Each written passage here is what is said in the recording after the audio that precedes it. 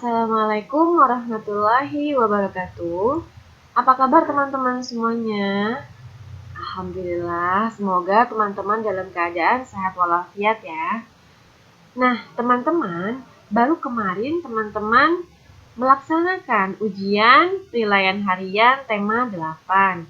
Sekarang kita sudah masuk ke tema 9, benda-benda di sekitar kita, subtema 1, benda tunggal dan campuran, dan PB1. Seperti biasanya, sebelum memulai pembelajaran, Bunda akan membacakan tujuan pembelajarannya terlebih dahulu. Tujuan pembelajaran yang pertama, siswa dapat mengelompokkan materi dalam kehidupan sehari-hari berdasarkan komponen penyusunannya, yaitu zat tunggal dan campuran. Yang kedua, siswa dapat menganalisis informasi yang disampaikan paparan iklan dari media cetak ataupun elektronik. Yang ketiga, siswa dapat membaca data dalam bentuk daftar, tabel, maupun diagram. Sebelum memulai pembelajaran, mari kita semua membaca basmalah. Bismillahirrohmanirrohim. Setelah itu, teman-teman harus fokus ya. Nah, di sini ada zat tunggal dan campuran. Kalian telah mengetahui bahwa terdapat benda padat, cair, dan gas di sekeliling kita. Semua benda yang ada di sekitar kita itu termasuk materi. Apa sih itu materi? Nah, materi itu adalah segala sesuatu yang menempati ruang dan mempunyai massa. Berdasarkan komposisi penyusunannya, materi dibedakan menjadi zat tunggal dan campuran. Nah, sekarang kita akan mengetahui apakah yang dimaksud dengan zat tunggal itu. Zat tunggal itu adalah jenis zat yang memiliki satu identitas atau murni.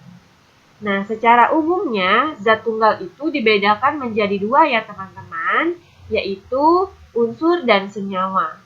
Adapun benda yang termasuk dalam zat tunggal, yang pertama ada besi, lalu emas, perak, tembaga, oksigen, nitrogen, hidrogen, helium, kalium, dan yang terakhir kalsium. Selain itu, seperti yang ada di gambar ini, air juga termasuk dalam zat tunggal. Lalu emas 24 karat, ada gula, dan ada juga garam. Nah, di sini campuran. Kalau tadi zat tunggal, sekarang campuran. Campuran adalah zat yang terdiri atas beberapa jenis materi atau zat tunggal. Contoh benda campuran itu adalah teh manis hangat, kopi susu, dan es sirup. Nah, selain itu ada juga contoh lainnya teman-teman. Ada es dawet, tanah, udara, air sirup, air garam, es campur, air teh, air kopi, dan gula. Jadi masih banyak lagi benda-benda lainnya yang termasuk ke dalam zat tunggal maupun campuran ya teman-teman. Kita lanjut. Di sini ada iklan. Tentunya teman-teman pasti sering melihat iklan ya. Masih ingatkah teman-teman pada pembelajaran tentang iklan dan jenisnya?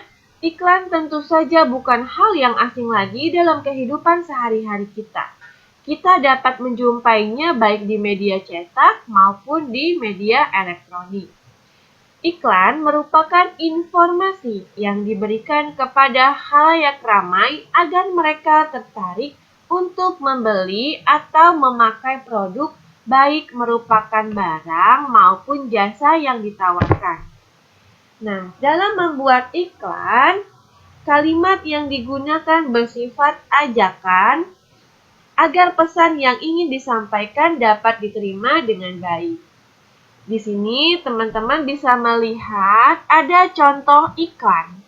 Seperti yang teman-teman lihat ya, di sini ada iklan susu sepertinya. Minum loh. Nah, di sini ada bacaan padat gizi, kaya energi, kalsium tinggi, dan ada gambar anak laki-laki yang sedang bermain basket. Jadi ini adalah contoh iklannya.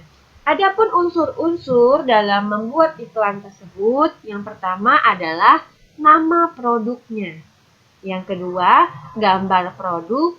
Yang ketiga, kita harus menonjolkan keunggulannya. Yang keempat, kalimat deskriptif. Yang kelima, kalimat persuasif ataupun kalimat ajakan ya. Yang keenam, menarik perhatian. Yang ketujuh, membangun minat. Yang kedelapan, keinginan. Yang kesembilan, kepercayaan. Dan yang terakhir ada kontak penjual. Jadi, teman-teman, itulah unsur-unsur dalam membuat iklan. Sekarang kita lanjut ke membaca data. Data yang sudah didapat dan dikumpulkan dapat disajikan dalam bentuk daftar, tabel maupun diagram. Dengan penyajian data yang sudah disebutkan di atas, maka kita akan lebih mudah memahami dan mempelajari data tersebut. Maksud membaca data berarti kita dapat menyebutkan informasi-informasi yang ada atau berkaitan dengan data yang disajikan. Kita lihat contohnya. Nah, di sini ada membaca data dalam bentuk daftar.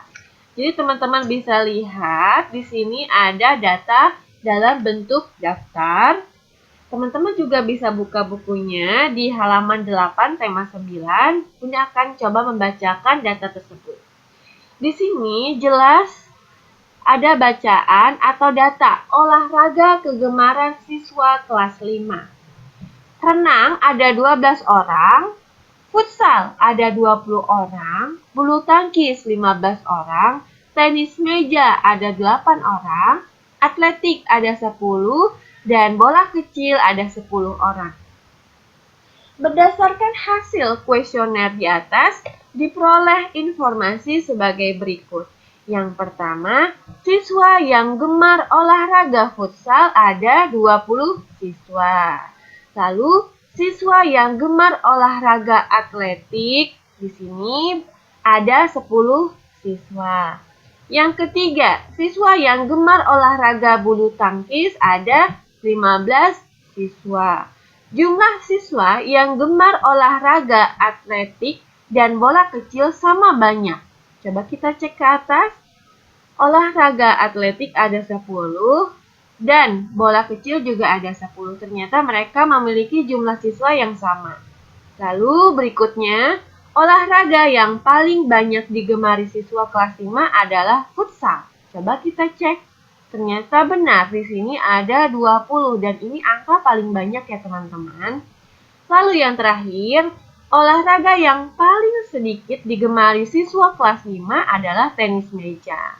Iya, ini angka 8 adalah angka paling kecil yang ada di daftar ini. Seperti itu teman-teman, untuk membaca data dalam bentuk daftar. Kita lihat lagi. Ada lagi membaca data dalam bentuk tabel. Teman-teman bisa lihat tabelnya ada di sebelah kiri di sini. Jajanan kesukaan siswa kelas 5. Ada di sini kolom jajanan kesukaan dan banyak siswa. Dari data di atas diperoleh informasi berikut. Teman-teman bisa lihat tabelnya ya.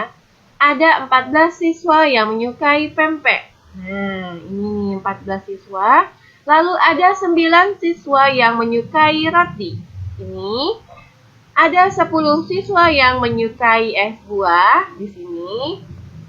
Ada 11 siswa yang menyukai siomay, ada di sini. Makanan paling banyak yang disukai yaitu pempek. Kita lihat di sini dan itu benar. Kenapa? Karena di sini siswanya paling banyak, ada 14 orang dibandingkan di siomay, roti, es buah dan makanan ringan. Lalu yang terakhir, makanan paling sedikit disukai yaitu makanan ringan.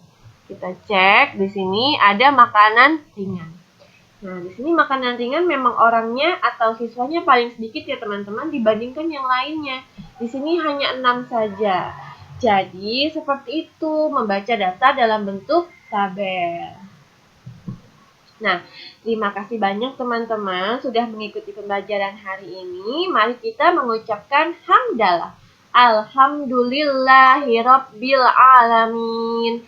Sekian dari Bunda. Wassalamualaikum warahmatullahi wabarakatuh.